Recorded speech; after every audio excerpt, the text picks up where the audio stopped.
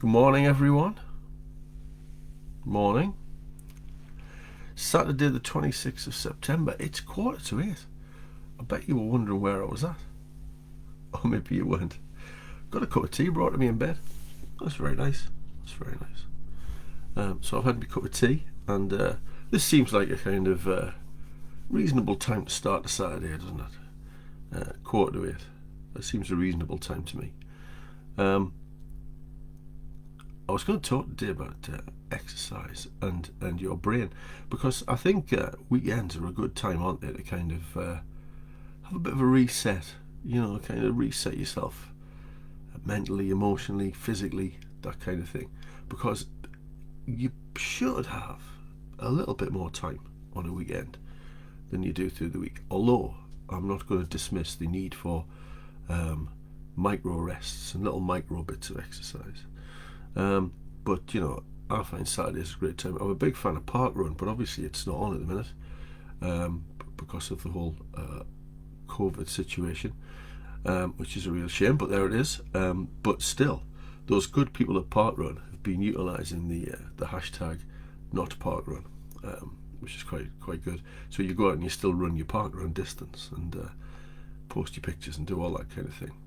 It's a great way to start the day. That's what I find, a bit of exercise like that. But the government guidance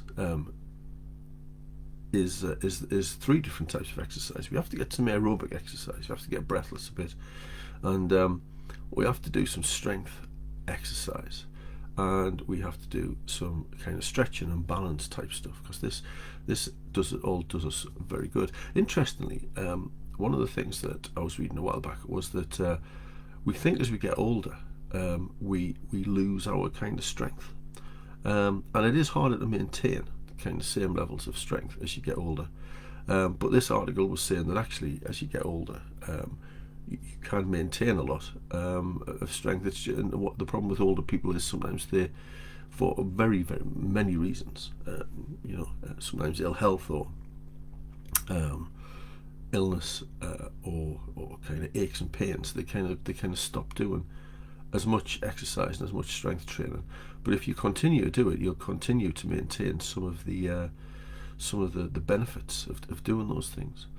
So exercise is a great benefit for us all, and this is a great opportunity. What I've really liked, I've noticed this week, is my good friends at the Student Social Work Hub have been which is they're on Twitter, and it's their handle is at SW Bohemians. That's the Student Social Work Hub. So if you're a social worker, go and follow them. I mean, go and follow them if you're not really as well. But they've been using the hashtag SW Fit Club to kind of share with each other what they've been doing to kind of keep fit this week, and that's really good, because one of the main things to motivate you towards exercise is to exercise with other people.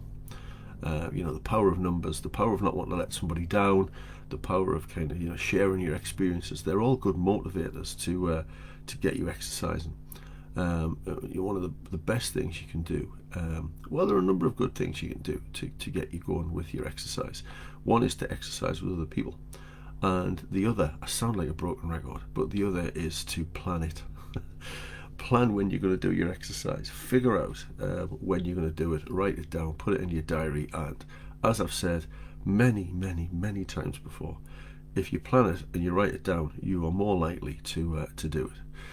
And the benefits are huge. The benefits of exercise are huge. Now, the benefits of exercise are not just about your physical health. They're about your mental health, or they're about your brain as an organ of the body. And there's lots of bits of research kicking about, but what we know is that one session, so not repeated running or repeated going to the gym, one single session improves your mental functioning and performance. So there's an instant impact, and I know this. I know that if I go for a run on a morning, and I've got a lecture to deliver, I know I just feel a bit more switched on, and I just feel as though I'm firing a little bit more than I would normally be, because you have faster processing speeds, faster reaction times to things going on.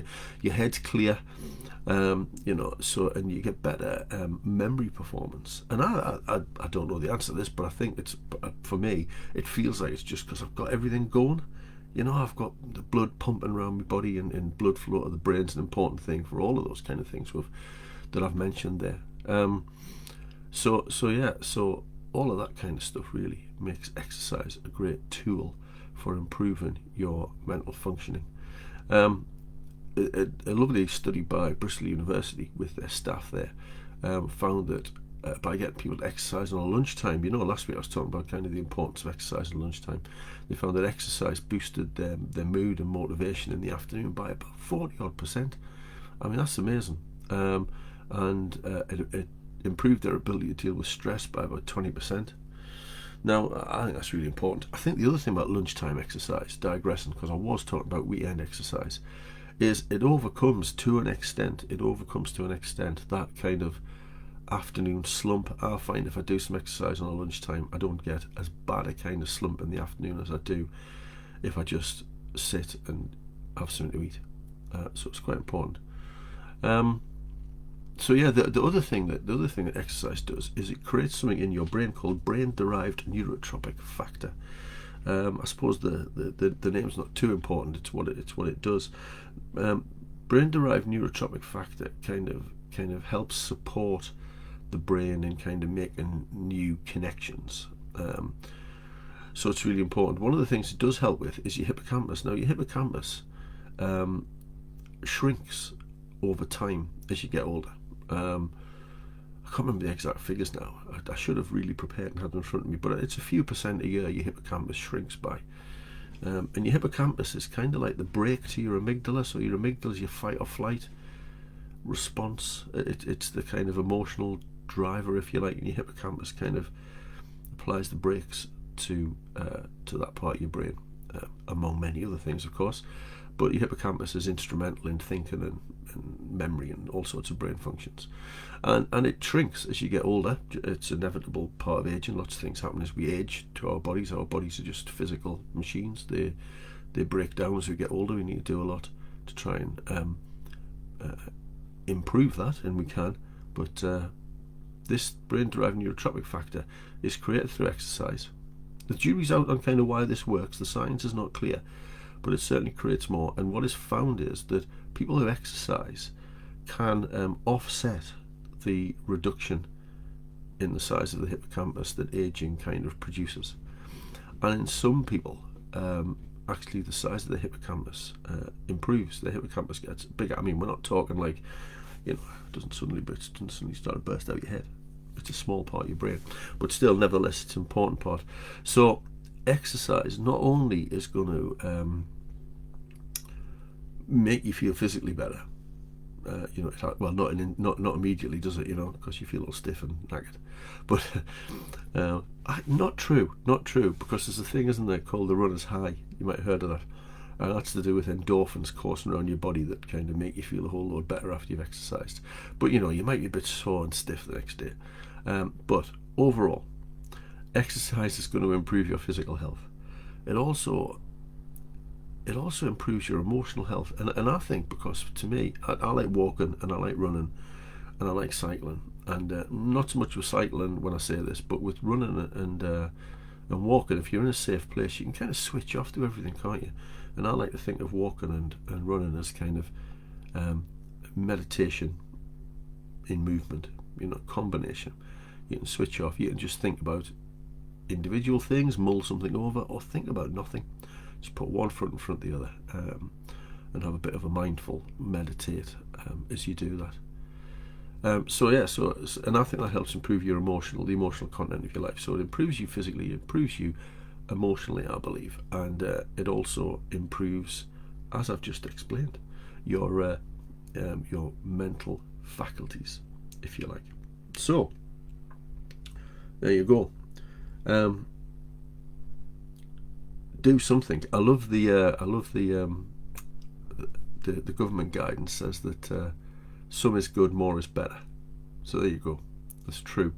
Do some exercise. Do some gentle exercise. And I've got a video that I'll share with you in the chat in this post.